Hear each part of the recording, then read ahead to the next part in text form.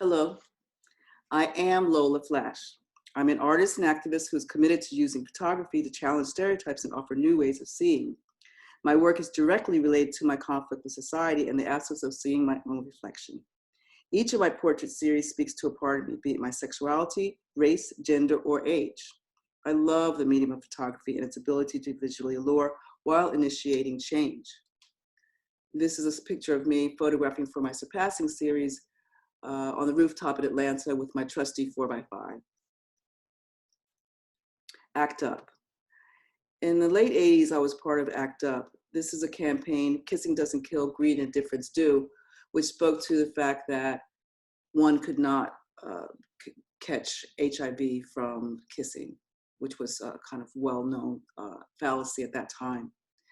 The bottom line reads, corporate greed, government inaction, and public indifference makes AIDS a political issue, which is so parallel to what's going on today with the coronavirus. The communities that are deemed invisible, that are marginalized, are those communities that are being infected and at the end of the day, dying. This was photographed in 1989 by Graham Fury. Oh, and by the way, that's me on the end with the hoop earrings and the green top. Surpassing. My lifelong series is entitled Surpassing and examines the tragic impact skin pigmentation often plays on Black identity. Surpassing is shot on high vistas, traces the slave trade, and gathers a spectrum of beautiful skin color. The subjects assertively return the gaze without being confrontational, and by hanging the 4-foot by 5-foot photographs above eye level, the viewer has no choice but to look up to these people posed as if characters from a modern Shakespeare melodrama. I beg the question, if Obama was a darker skinned brother, would he have become president? I'll let you decide. So basically, in plain talk, this series looks at the skin color and how it can affect some people in a good way and some people adversely. This is Tato on the left-hand side with the hat, photographed in Cape Town, South Africa. And of course, we're back in New York with Sadako. In my SALT series, I create portraits that feature iconic women who I strive to be like when I grow up. They are aged 70 years plus and still fiercely engaged in their life's work. In a culture where beauty is equated with youth, these women are not only beautiful, but accomplished and still making significant contributions to society. On the left-hand side, we have Esther Cooper Jackson, she'll be 103 this year in August. And she is just as sharp as a tack, as they say. And on the right-hand side is Toni Parks, who's the daughter of Gordon Parks, but was also a photographer in her own right. In fact, unfortunately, she passed away a couple of years ago. I do miss her. Surmise. Surmise is an insider's account of the many ways genderqueer people are perceived and how visual representations of gender affect both our individual psyches and broader society. This ongoing series features images of people who appear gender fluid and who present themselves unapologetically.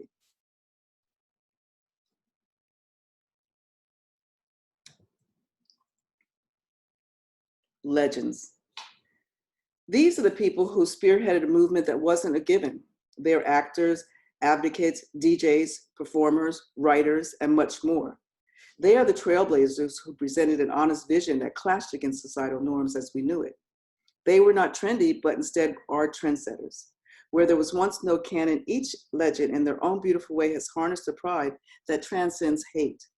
They made it possible for the LGBTQI community to not only survive, but to live a life of love.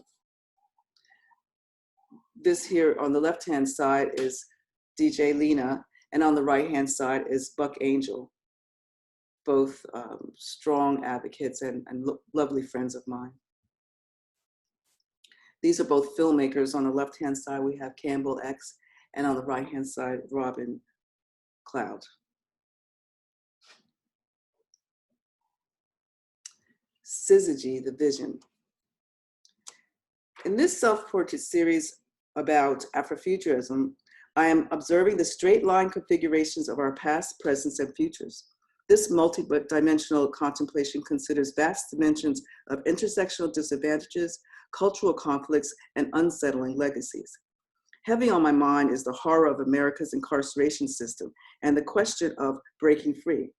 Can our truth seekers lead us to the place where we are superhuman, shredding our Black bodies of institutional isms? My soul is hopeful for a divine future where we are all finally able to run anew, jumping in space from planet to planet, far away from hashtag chatter and into a narrative of joy. Alas, my last slide is a continuation of the series, and it's obviously pointing to the coronavirus.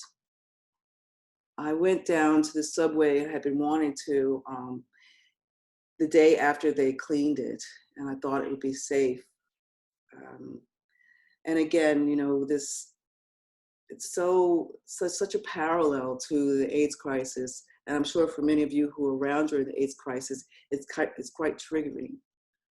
But with that said, you know, we've all gone through lots throughout our lives, and I believe that we all just have to keep the hope and hope that this virus teaches us about how much we all have in common and makes us put away our differences. Let's hope. What do you say? Thank you very much. If you'd like to see more of my work, it's on my website, lolaflash.com, and please follow me on Instagram. I'm at Flash9, like the number. Thank you, and may all of you be well, and your families also. Thanks again.